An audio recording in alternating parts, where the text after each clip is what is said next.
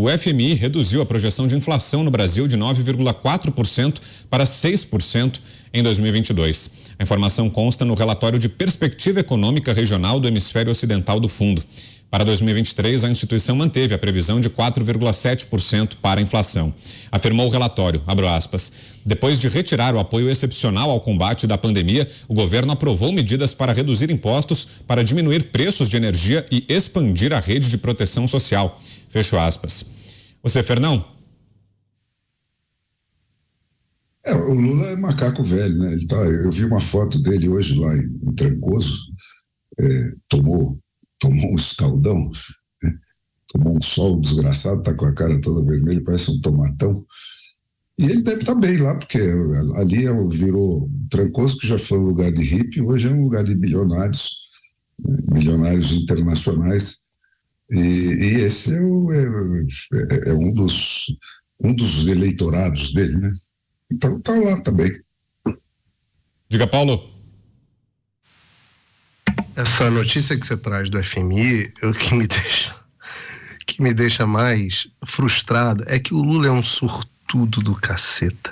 Pensa no seguinte, Vitor, o cara recebeu o país em 2002, depois de um monte de bagunça no mundo, um monte de crise, ele recebeu o Brasil em 2002, né, 2003, quando ele entra, ele recebeu o Brasil com as reformas, as privatizações já feitas, o país assim, o Fernando Henrique tinha acabado de aumentar pra caramba a carga tributária, então o governo tinha começado a arrecadar muito mais, as contas fiscais estavam começando a se equilibrar, e aí ele pega o boom das commodities, o boom do crescimento chinês, demandando loucamente dinheiro, commodities do Brasil e enchendo o Brasil de dinheiro. É um mito a ideia de que o Lula respeitou o equilíbrio fiscal, não teve nada disso. O Lula expandiu os gastos públicos igual um alucinado, endividou o Brasil mais do que a soma de todos os presidentes que vieram antes dele, somados, desde o Marechal Deodoro da Fonseca até o Fernando Henrique, todos somados.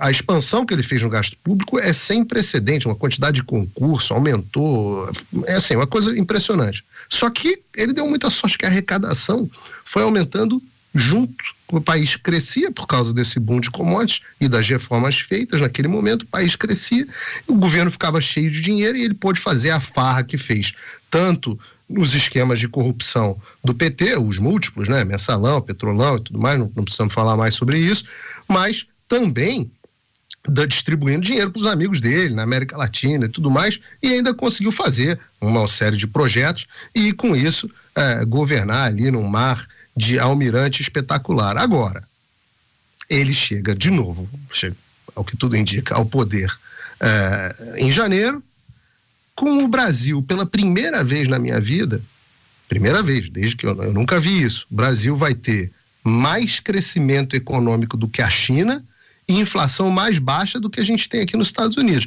É verdade que a China não está no seu melhor momento e nem os Estados Unidos, mas ainda assim pega o país em condições estabilizadas, sem Covid, sem nada. E o coitado do Bolsonaro, o que pega durante o governo? A maior crise da história da humanidade. A maior crise econômica da história da humanidade. Econômica só não, uma disruptura das cadeias completas, enfim, toda a crise causada pelo Covid. Então, às vezes, nos dá uma certa frustração, né? Tem a história de que Deus é brasileiro.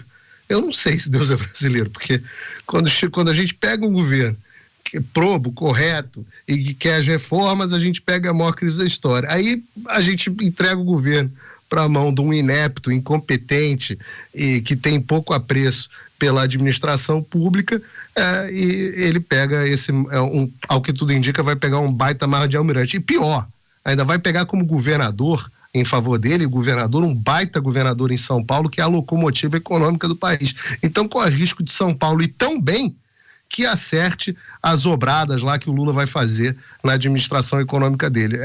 Não me deixa de dar uma certa frustração, a injustiça que os astros deixaram pra gente no Brasil.